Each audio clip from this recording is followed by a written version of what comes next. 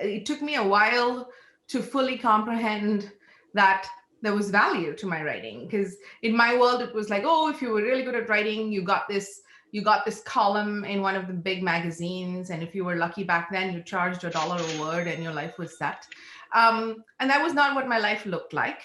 The alternative path was you wrote some type of really clever book in your area of expertise, and then you were author of blah blah blah.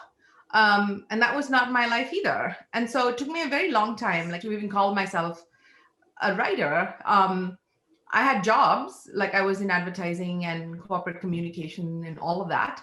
And somehow you think it's a collection of your time spent and all of that that's creating your results. Because along the way, I had my results. Like I got the jobs I wanted. I had accolades in those jobs. I got promoted. I got money. All of those things came, but I would never have associated that with my creative ability at all.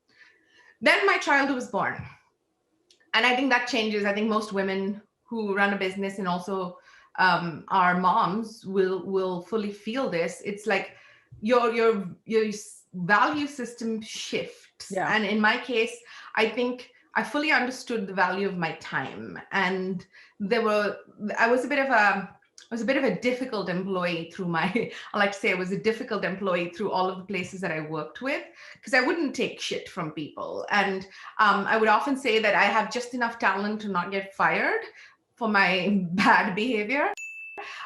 So I hated a lot of parts of it. So when I put that on that lens on it, and I was like, what parts of it do I not want to ever do again? And what parts of it do I want to do? And at that time, I remember reading this um, Hendricks' book, The Big Leap, and understanding the idea of the zone of genius. And I was like, I want to stay in this space.